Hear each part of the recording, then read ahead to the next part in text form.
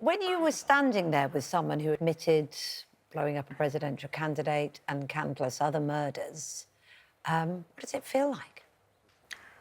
I don't really think about it too much. It was more the case of just meeting that person to find out a little bit about what makes those people do what they do, and also what their life was like when they were living that, you know, living within the cartel, working for Pablo Escobar. So I wasn't really concentrating on what he'd done. It was more about who he was and, you know, why he did what he did. And what did you gain? What did you learn about the kind of person you'd have to be him? I mean, we're completely different people. I mean, he was born and grew up in Colombia in a very dark time. I mean, I would say there's an element of madness about him. He's quite, I'd say he's egotistical as well. I suppose, though, for someone looking for a way out of poverty in that time, people like Pablo Escobar... Oh, I've just broken a keyboard of the set. I do apologise. Keep talking amongst yourselves. Somebody will come and mend it. People...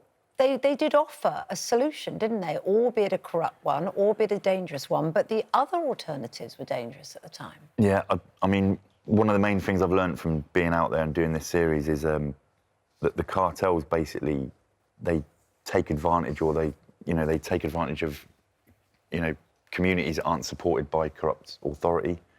So there's these forgotten about communities that are, you know, they've got nothing. They're not supported by anyone. Not supported by the government, not supported by the police. They're just falling through the cracks. Yeah, and the cartels go in and just take advantage of that. So you're either with them or you're against them, and you're never going to win if you're against them. Exactly, yeah, because it's so corrupt that they are in control in a lot of these places. And was there any... well, I suppose one of the questions is people will wonder how on earth you got access to some of these people who presumably, you know, are evading the law. As you were talking to them, presumably they are still evading the law, some of them.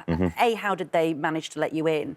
But B, also, were there any points at which you felt, not that you're a person who gets afraid, I imagine, but were there any points where you felt the tension? Yeah, and threatened. Yeah, definitely. There was quite a lot of... In each episode, in each country, we got ourselves into situations that were getting a bit sticky. Like what?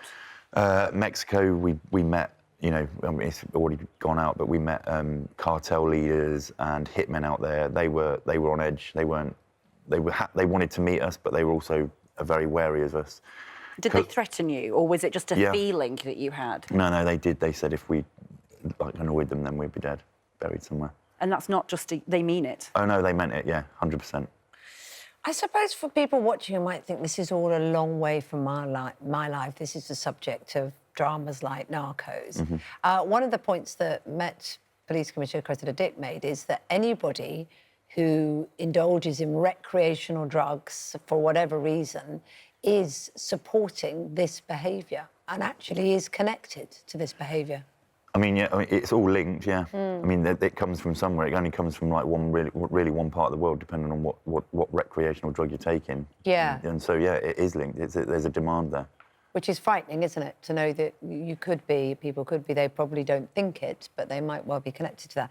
And the irony for you, of course, is that when you were in the SAS, these were the sort of people that you would be involved in hunting down, potentially. I know you can't talk about specific operations. Yeah, potentially, yeah.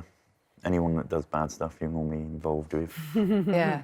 And it's interesting. So you were in the Royal Marine Commandos from the age of 16, is that right? Yeah. At the age of 16, what is that like, the process? How can you look back and think the things you've put yourself through in your life? And is there a sort of air of madness about you too, in a funny way, to put yourself through it all? Yeah, there must be. Yeah, I mean, yeah, I can't even remember what it was like when I was 16. I just remember it being hard.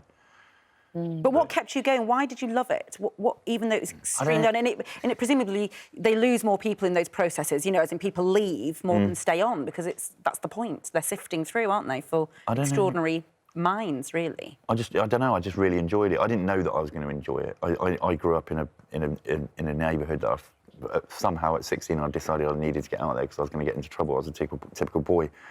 But I sort of joined the Marines as that was my escape, and then it was something that I found out that I eventually loved and wanted to continue doing that. And then that's why I then went on to join the Special Forces. Wow. Well, incredible. And now you're a TV star.